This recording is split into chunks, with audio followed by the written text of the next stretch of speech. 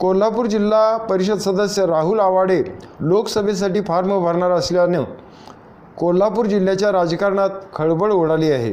राहुल आवाडे हे कोल्हापूर जिल्हा काँग्रेस कमिटीचे अध्यक्ष व माजी मंत्री प्रकाश आवाडे यांचे चिरंजीव आहेत। येत्या सोमवारी हातकणंगले लोकसभा मतदारसंघातून आपला उमेदवारी अर्ज भरणार असल्याचं त्यांनी सांगितलं। काँग्रेसमधून तिकीट नाही दिलं तर अपक्ष म्हणून निवडणूक लढवणार असल्याची चर्चा इथं आहे।